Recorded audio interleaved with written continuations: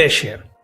So there's a number from the Eras tour that stopped the music industry cold. I remember seeing that. I was like, wow.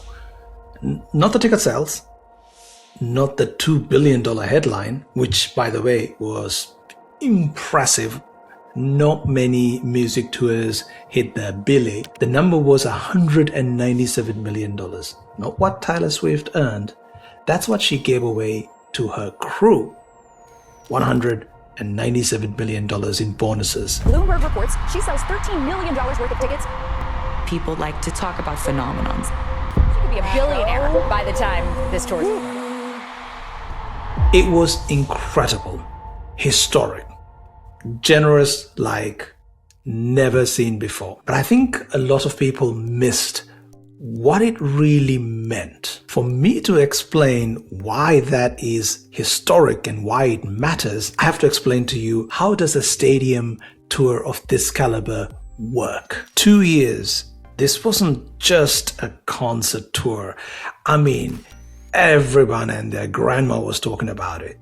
It was a monoculture. It was moving cities. It was a global economic event. When Taylor Swift announced a tour date, hotels sold out, flights spiked, local economies surged. I think the Federal Reserve literally had to acknowledge it at some point.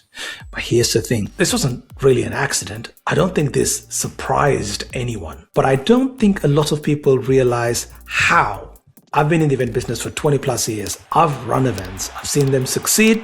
I've seen them collapse. Some of my own, some tours that I worked on for other people. Now I can tell you right now, at this scale, fame alone can't keep the lights on. I promise you, I've seen artists with Billboard number 1, 4, and 7 announcing tours of this caliber, and they had them having to cancel half of it. Well, how did she do it? What you're about to hear isn't a fan breakdown. It's not a cultural essay. I'm going to tell you the inside workings of a tour of this magnitude. I'm going to give you the operational deconstruction of how a $2 billion tour machine actually works. Today, we're going inside the Eras tour.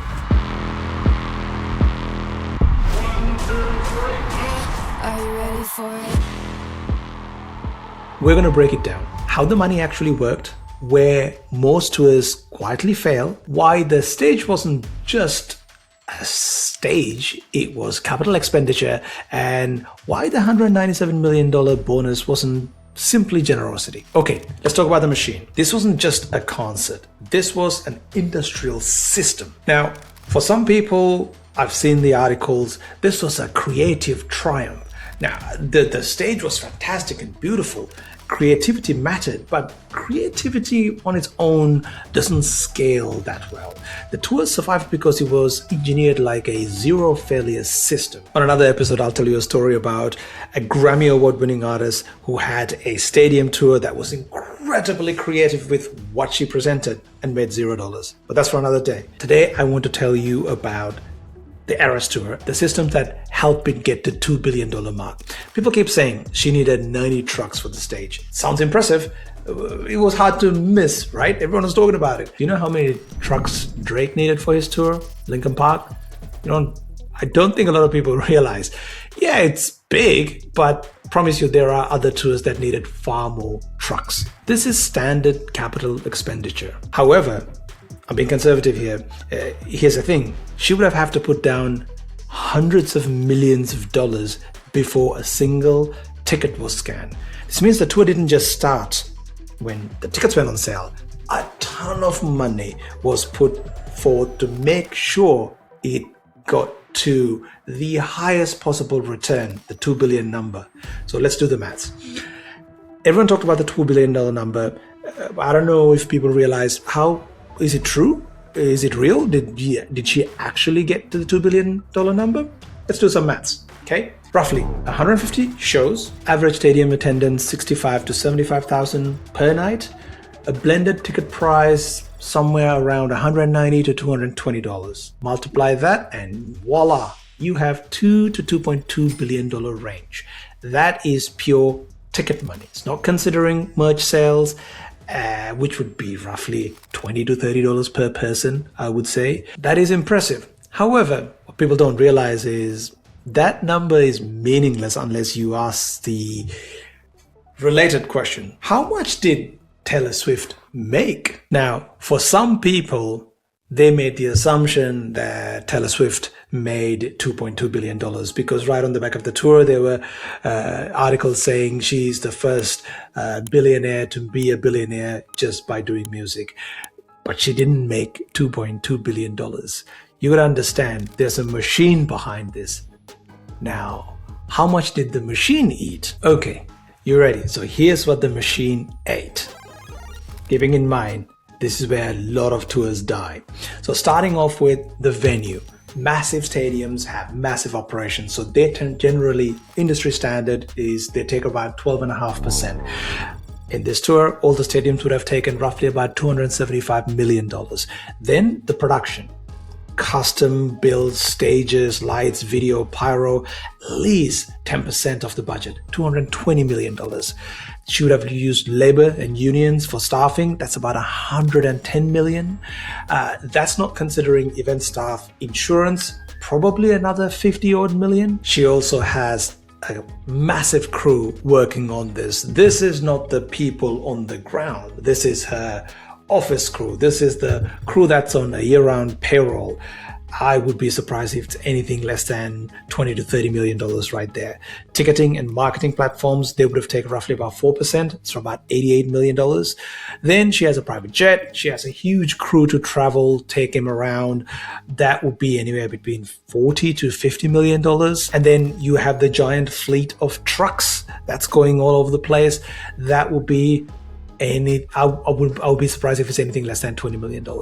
Now, that should still leave her about $1.2 to $1.4 billion.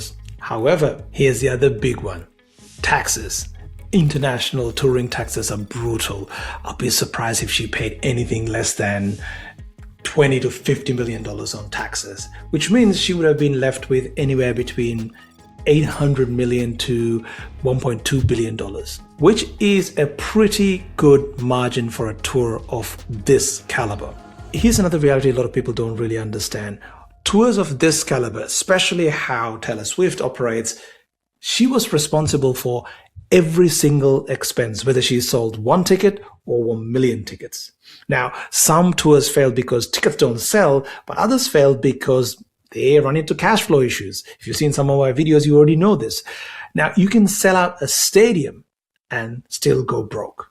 Now, this didn't because this was different. What made this tour different wasn't just the demand. It was a predictable machine. Every load in followed a rhythm. Every department knew exactly what the failure points are. Once the initial logistic plan was in place, it had to be executed to a T. Travel management team would have managed every movement of the crew from perfectly timed flights, hotel check-ins, ground transportations. Production logistic team would have managed staging, lighting, bump-in, installation times to exact bump-out times to dismantle and go to the next venue to the minute, because if they do not, the event next day is in jeopardy. Same goes to the media team. They would have worked round the clock with utter discipline. This is a masterclass in organizational moves. Now, when you see it this way, you can see why the $197 million bonus was a big surprise and it had this incredible reaction across the internet. She actually took a reasonable pay cut just to make sure that machine, the group of people who are generally not really well looked after because the margins are so thin, looked after. In a way, she fundamentally altered how artists of her caliber do tours in the future, because I'm not having a swing at Drake here, but when Drake announces the next tour, his crew will be looking at this going, hey, if we kill it, will we get a bonus like this?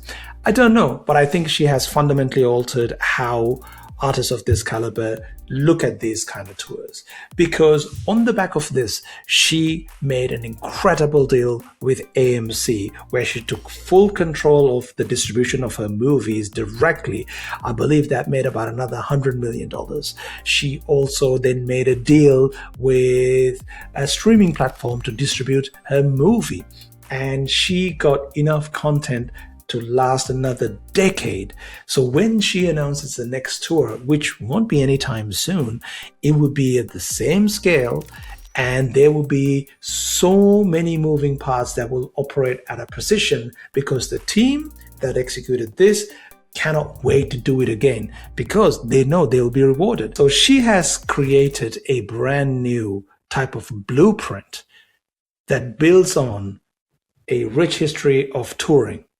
She made some serious CEO moves, and I think this altered how touring is done.